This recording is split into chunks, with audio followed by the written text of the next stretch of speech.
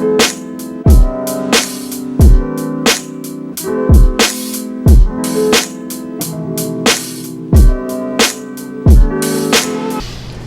guys and gals, it's Alan Smith. We're back again today, and I'm going to do a review on a rule set that I really like and I highly recommend. Now, this is a rule set that I discovered recently at Cold Wars 2019, wandering through the vendor hall, and bam, here is this amazing booth manned by a lovely lady named Rebecca. And I was immediately drawn in by the title of this rule set. And it is Et sans resultat, end to no result. And that's what the translation is, literally from French. Commonly referred to, this rule set is ESR Napoleonics. David and Rebecca Instanus are the producers and owners of this company, and they are a husband and wife team that are amazing at putting out an amazing product. And it really reminded me of my wife and I, because we started down here with a small little company, and this small little company, like our company, we outshine a lot of the competitors even though we're small, because there's a lot of attention to detail and a lot of love and caring that goes into the product. Now, this is the complete player's guide. You can see here I have my 3M posties so I can do my quick reference. And I've been digging through this the last couple weeks. Just like the name of the game is unique, so are the rules unique. And that is a good thing, because some of the main mechanics here we're going to go over are combat and movement. Combat and movement are done simultaneously. It's not this move, counter move, move, counter move. So each player, or say teams of players, are going to move their units all at the same time. You're going to sit down, you're going to have an objective, and that is part of the command phase. Now, the command phase, you're going to sit back as a player, or if you have another couple guys playing with you on a team, which is how I like to play. The objective could be a hilltop, it could be a woods, it could be a town, whatever. You basically at the start of the game say, hey, this is my objective. I'm going to take this hilltop.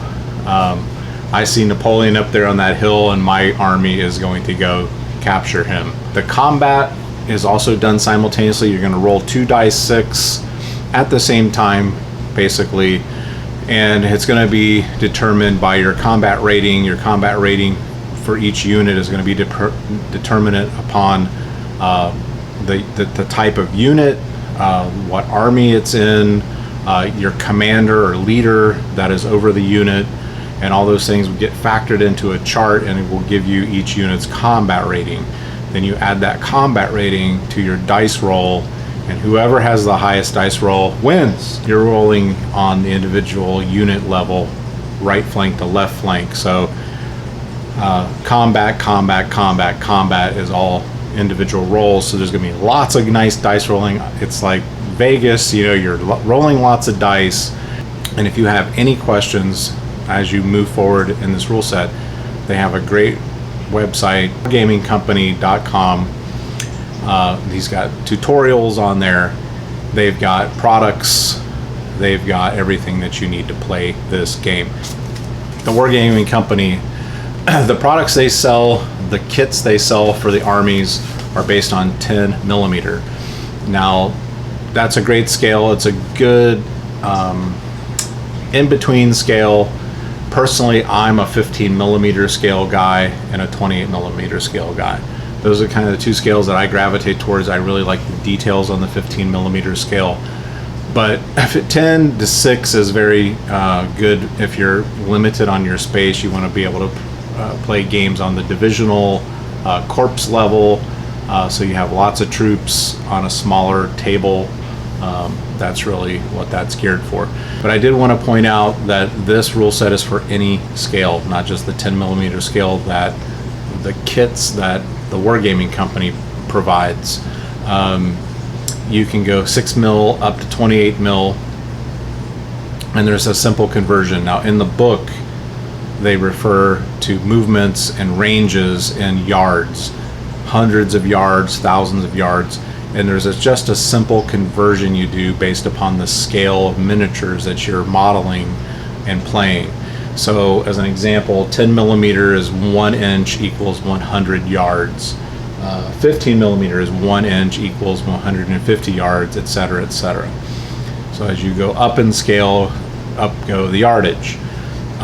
So you've got any scale, your movement, your combat is done simultaneous, right? So there's that whole element of, based upon the battle plan for each commander and what he's going after, you're gonna have to make changes on the fly during the game, because you're not reacting to the other player's move. You're basically all moving at the same time during the movement phase based upon your battle plan.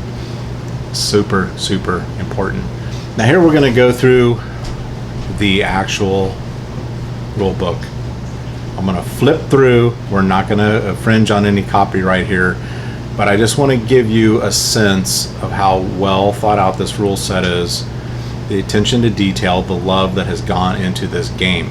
Now, as I said, this is the player's guide, and they have campaign books based on campaigns, battles, and in the campaign and battle books they go into more detail of the uniform colors, the facings, the composition of the units.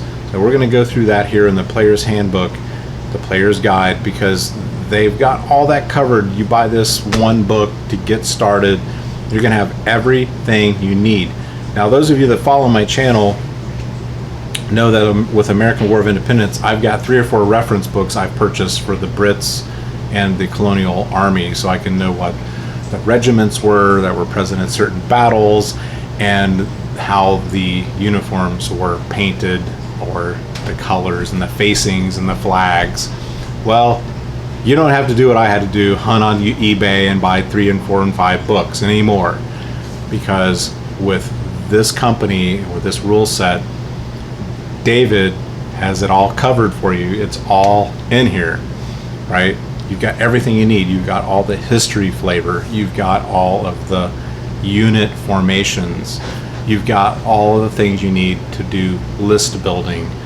You can pick and choose your commanders. You can pick and choose your units and really have a accurate historical battle and enjoy that list building aspect. Here we go, guys. We're going to go through the book. Now I'm going to start right off. Anyone that follows my channel knows how much I love spiral bound.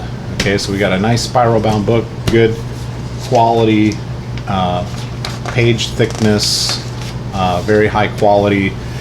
The other thing that Rebecca pointed out to me at the booth was they've designed this so it has a flip over jacket for the rule books and the campaign books, so that when you have your rule book shelf, which we're going to have here in the studio, it's going to be easy to reference and you'll be able to know. You're not just looking at spiral bound and you're like, what the hell book is this, right? So that's a nice little touch, and that's what I'm talking about with attention to detail. So you see here, Complete Player's Guide, designed and authored by David Instanus. Okay, now we're going to flip through. This is the second edition. We've got our table of contents. We got our introduction to the game. So we're going to go over things like learning et sans resultat, game scales, game scope, game concepts, right? So we're going to go through the entire introduction, attacking cavalry, making conversions, assessment revolt, oh, I'm sorry, reserve conversions. So the beginning to the player's guide. We're going to go through setting up the game, but you can see here all the references, the beautiful artwork that's in this rule set. You got commander leadership ratings, unit characteristics, and that goes into that combat rating that you're going to be determining your rolls to see if you beat the other force. So that's all covered here. Setting up the game, the turn sequence. Okay, we're going to run through the turn sequence. We got all kinds of examples. We have beautiful artwork. Everything we love as gamers is in here. Command phase. An important aspect of this game is the command phase. You're going to do attack, defend, support, move, or reserve, right? As I mentioned before. Command phase. We're running all the way through. Just lots of explanations, a lot of examples, lots of great artwork. Movement phase, right? Simultaneous movement. And on Dave's tutorial, he suggests a lot of times, especially if the two opposing formations, Austrians and French as an example, are close to each other, you do like half movement, right? And you can react to each other. So movement phase, how to deal with moving through difficult terrain and rough terrain, and the penalties, which is obviously going to slow your movement rate down. All covered in the tutorials on the website. So we got movement phase, artillery and skirmish phase, right? So we got all the examples of firing your artillery, which is one of my favorite aspects to Black Powder era Napoleonic style fighting, which is going to encompass American War of Independence, it's going to encompass Napoleonics, it's going to encompass American Civil War. Okay, about a 200-year period. This is the style of fighting that was done, right? Artillery and skirmish phase, we're still going through more examples. Combat phase. Okay, we're going to start getting into the combat phase.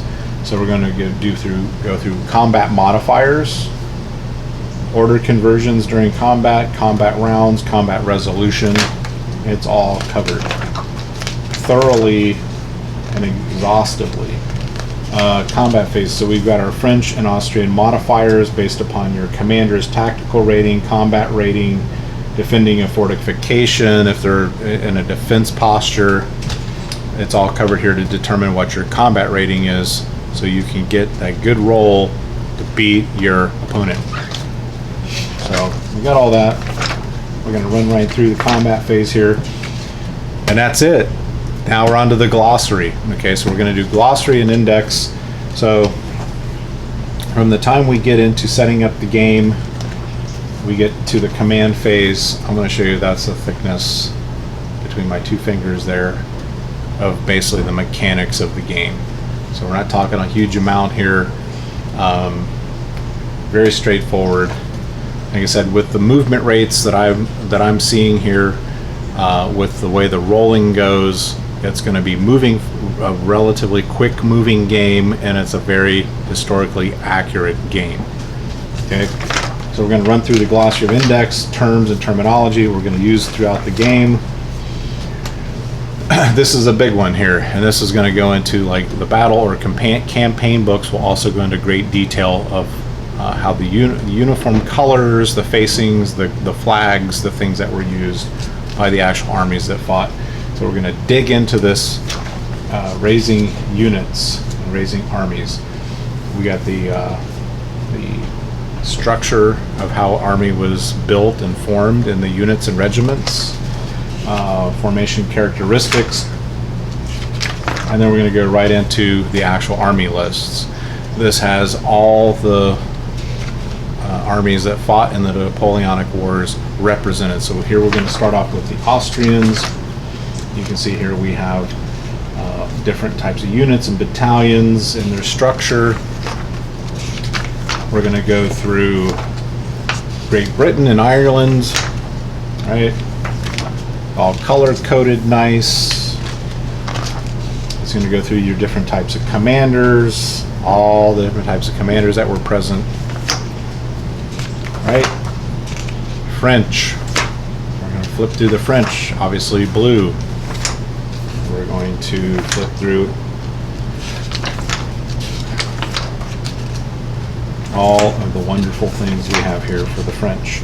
And look at this beautiful artwork here, this plate. The Coronation of Napoleon by Jacques-Louis David. Napoleon's farewell to the Imperial Guard in the Cheval Blanc White Horse courtyard of the Palace of Fontainebleau by Antoine Alphonse Montfort. Right, just attention to detail, guys. This shows love and passion, and that is very rare these days. So support this husband and wife team in this great company, because I am. And when this studio gets finished, this is our go-to for our Napoleonics, right? I've got 28 mils built, but I'm going to be building a 15 mil armies in the future. We'll have a table that's going to be rigged with cameras, and we'll be doing amazing battle reports. Okay, so impressed. Prussia. We're looking at Prussia. The black. Here we go. Attack on Plancenoit by Adolphe Northern. Okay, these beautiful plates. And here we go. We're getting to the green, which is the Russian, the organization of the Russian armies, Army Corps Winzingerode. Right. We got different commanders. Grand Duke Konstantin Pavlovich of Russia. All right, as an example. We're going to go early war, mid-war, late war. So early war is comprising 1803 to 1807. Mid-war is 1808 to 1812. And late war is 1813 to 1815. Okay. Minor states of the Napoleonic Wars. So I'm going to say this again. I've spent, I don't know, $50 or so of some used books. Actually, some of the books I have. I'm looking at one of my shelf over here, the Continental Armies of the American War of Independence. Various books that I purchased, including, and I'm going to show it to you once again, this beautiful book on how to paint the uniforms and things of the American War of Independence. Throw this out the window for this game system, because you've got it all right here, guys. You've got it all right here. You don't have to hunt and scrape and forum. Right, and this guy says, well, the cannons were blue, gray, purple, green. You get the campaign books, you're going to have it spelled out for you, what you need to do with your uniforms. So we're going to flip through here. It's just on and on. Grand Duchy of Hesse-Darmstadt. Okay. Grand Duchy of Warsaw. Right? Kingdom of Spain. So if you like to do those more obscure, eclectic forces, boom, here you go. This is a great period for you, right? And I encourage you, I love World War II. Totally love World War II. But when you start digging back into these earlier periods, the Napoleonics is the heart, the core of this type of fighting that went on in this period of time. This was the tactics and strategies that were used throughout many conflicts through history. Yeah, Napoleonics, if you're just watching this and you're thinking, I really want to get into historical wargaming, this is a great starting point. Napoleonics.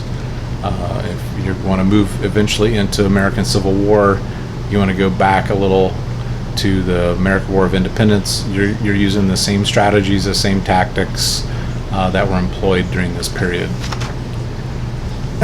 Now this is really interesting. The tail end of the book is Napoleon, and here we go, how old wargaming and just, you know, strategy and figuring out what was going to happen on a map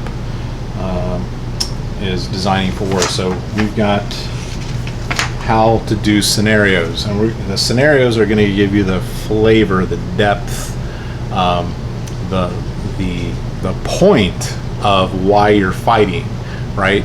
And that gives you a lot more richness to your gaming experience when you have an objective in mind, or a background story to what you're doing. And this is all going to be covered here, and getting into the sample scenarios. David has gotten your battlefield layout, your host briefing, your scenario level, special rules, required table size, expected duration, setup, and note about player briefings. Okay, another scenario, right? And then we get to the very tail end of the book, where it's going to show you some of the other offerings. Was We Shall Meet in Vienna. It's 1813 in Germany, is this book. The First Battle Lost, 1809 in Germany. Okay, that's just two examples they're showing here, okay, to show you the depth of what you've got in front of you with this company. Your quick reference sheets, you can quickly put this on your copier we have here in our office, and run these off and throw them in some slickies, and you'll have them on the table for your quick reference. Artillery fire and skirmishing, combat resolution, okay, leader fate, assessments, turn sequence right here, bop, bop, bop, bop, right in order. List of orders and actions, movement, ploy and deploy.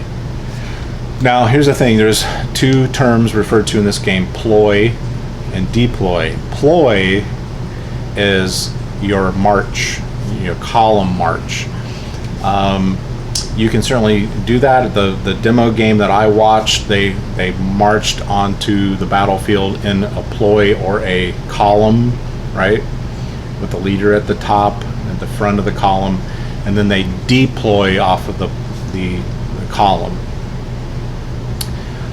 So again, that lends to the historical accuracy of this rule set and how amazing it is. So there you go. At Sans Resultat ESR Napoleonics, the wargaming company.